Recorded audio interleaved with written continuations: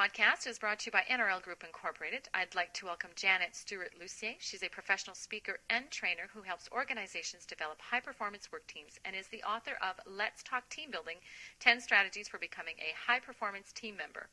Welcome, Janet. Thanks, Pierrette. So what's our topic today? We're going to be looking at interviewing skills, particularly BBI, behavior-based interviews. I've had a lot of opportunities to work with organizations to help them figure out how they're going to go about hiring staff, and I always recommend BBI, behavior-based interviews. Sitting as a member of a panel in a number of the interviews, I can tell from the moment the candidate walks into the room whether or not that person has prepared well for the occasion. It's often in the way they dress, the notes they have, a bottle of water, all of these kinds of small things that show that they didn't just run in off the street, that they actually prepared for this interview. Now, in today's workplaces, most of the time you're going to be required to complete a behavior-based interview. It's a structured approach that will provide you with opportunities to share your past experiences with the members of the interview panel. It's based on the assumption that the best predictor of future behavior is past behavior in a similar situation. Behavior interviewing, in fact, is said to be 55% predictive of future on-the-job behavior, while traditional interviewing is only 10% predictive.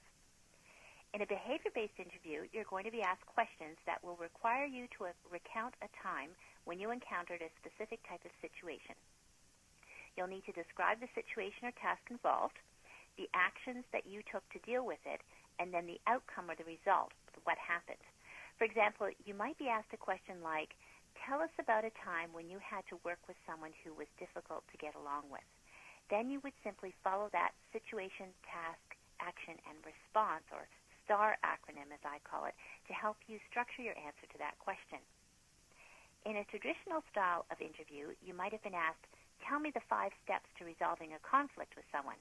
It's theoretical. Anyone can get that out of a textbook and recount what those steps were. In this case, in a behavior-based interview, you have to show a little bit of your vulnerability.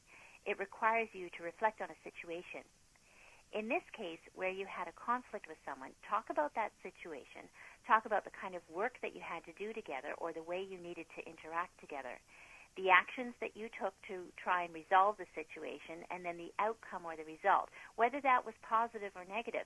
Even if you never became the person's best friend and you only managed to actually get along for the sake of getting along in the workplace, that's okay.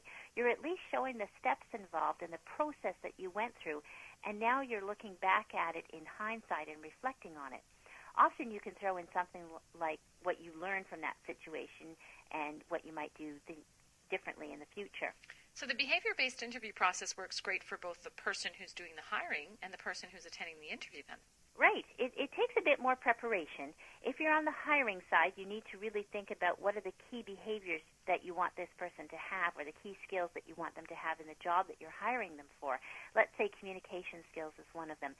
Then you would have to take the time to structure a question around communication skills to get at a situation or an example of how they've used their communication skills. Or maybe if you're organizing events and that's going to be part of their job, you might ask them something like, tell me about a time when you organized an event. Then what was that event about and how did it go? It leaves it very loose so the person has a lot of space to be able to answer that question. It could be an event of 5 people or 100 people or 1,000 people, but it gives them a chance to really show off what they're capable of. When you're the interviewee, though, you need to anticipate. Find out as much as you can in advance of the interview about that job and the skills required for that job, and anticipate what kinds of questions they might ask you. Then you can certainly practice the answers that you would give to those anticipated questions going into the interview. This is all excellent information, Janet. I know there's much more in your book.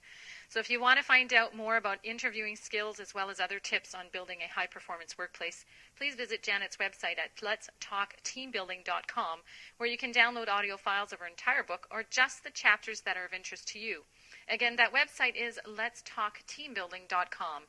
And if you'd like to contact Janet and her team directly, you can do so by email at janet@letstalkteambuilding.com. Thanks for being with us today, Janet, and I look forward to our next podcast on leadership skills.